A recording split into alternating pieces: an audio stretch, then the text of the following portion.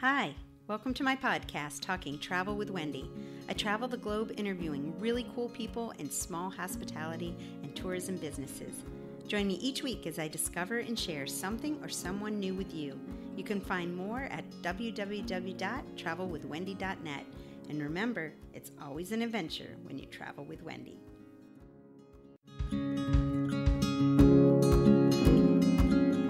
Hi, welcome. Today I am here with my great friend Kelly Burnham. Kelly Newman to me, though. I've known Kelly for a long, long time. We were neighbors, and then we grew up together.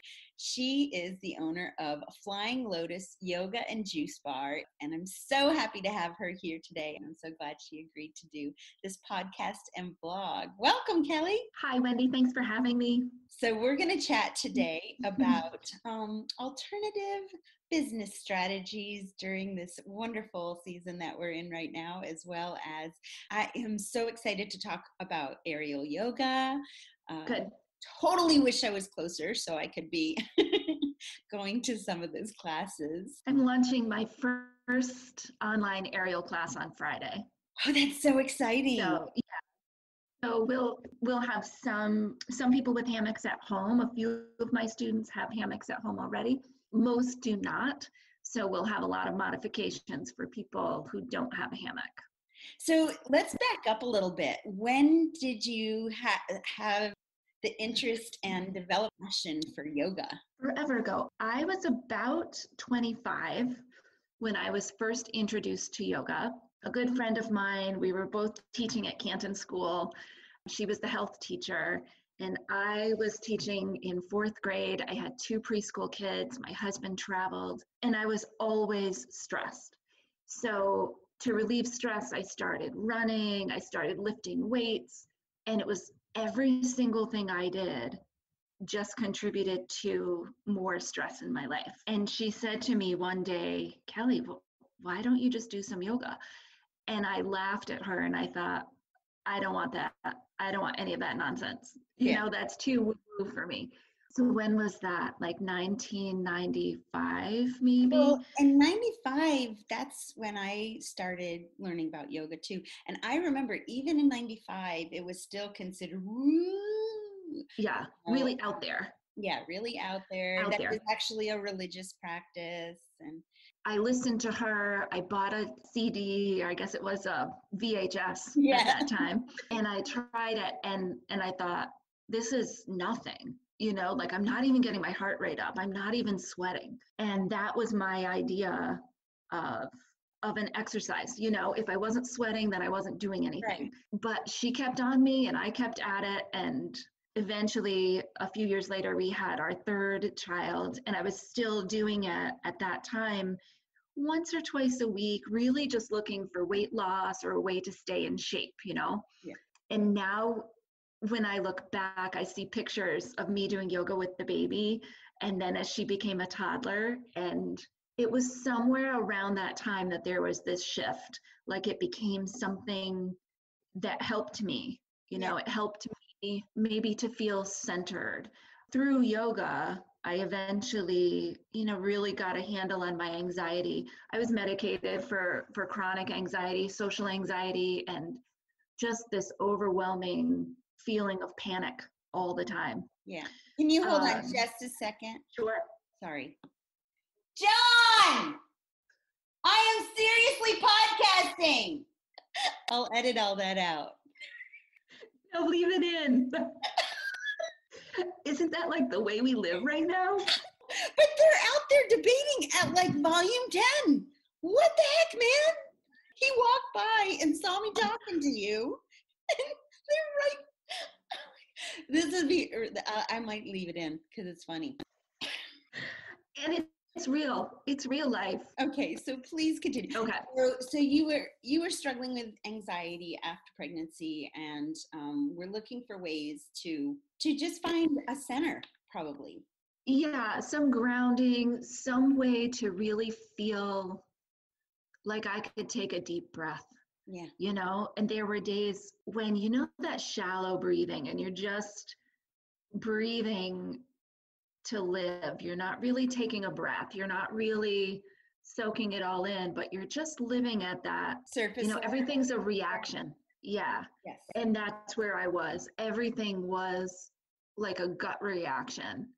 I was hospitalized for adrenal fatigue. I was in the hospital for about a week, and through yoga, through breathing, I've got that all, under control. I'll say that with air quotes, because it's not like it just goes away, or like all of a sudden I'm fine. There are days where I still really have to think, and I have to, yesterday was one, and I felt like that pressure in my chest, like, what's going on? I just feel so anxious. Oh, right, I feel anxious. So I got on my mat and I thought I'd take a quick video. Can we hold on just one sec? Yep. Okay. No, not at all. As a matter of fact, people really want to see real people, especially at this time. And I think the fact that you're sharing about anxiety, I started developing it right after the birth of Christopher, my second, and was really grateful I had yoga too. And my friend Nancy, we lived in Fort Leavenworth, Kansas, and she lived right next door to me. We lived in these town houses. She would just say, Wendy, after you run, don't forget, you got to do 30 minutes of yoga. At first, she was really slick. She introduced me to, oh, this is just a stretching thing. This is a stretching thing. But of course, over time, I've learned it's so much more. It's so much more, right? The aerial yoga, how did you get into that? There is a studio in Watertown, New York, which is about 90 minutes from here, that offered aerial yoga. And I had some other friends here, and we were like, let's go check it out. So we went, we took a class, and we went back and took another class, and I loved it. They offered a yoga teacher training for aerial. So I'm like, I think I'm going to go and do that. So I took the first one, the first level, and I fell in love with it. So I bought a hammock for my house. My husband actually installed it in the bedroom. So I just have this hammock hanging. It's actually right in the doorway to our walk-in closet. So yeah, it's so much fun. So how did you decide you wanted to open up a studio? That's a long question. I've lived in Canton my whole life. I grew up in Canton, and I went to school in Potsdam. And then Todd and I settled here in Canton, and I've been a vegetarian and a vegan for over 10 years. Okay. And Todd is not a vegetarian. Todd is very much a carnivore. So when we go out to eat, we will go out and he will order off the menu. And whenever I order, it becomes this long ordeal. Could I have the julienne salad with the meat on the side, which I give to Todd? And I don't want the eggs, and I don't want the cheese, and I don't want the creamy dressing. And, it's like this long process for me to order. So he'd been teasing me for a long time, saying like, you just need to open a restaurant. You just need to open your own restaurant. And I had no interest really in opening a restaurant or working in the restaurant industry. And then we started to put it together. There are certain things that I really like. Certain things that I eat a lot. Whenever we travel, and our kids have lived all over from Oregon to Florida to Maine, we look for two things in every town: the health food store and a juice bar. We have a health food store in Canton, been here forever, Nature Storehouse, they're wonderful, but we've never had a juice bar. The more Todd teased me, the more we got thinking. Then we started to wrap it all into one. Like, what if we opened this place where we could do aerial yoga, where I could teach all the yoga that I wanted, and we could get healthy drinks, we could get smoothies, vegan food and yoga. So that was the beginning. That's awesome.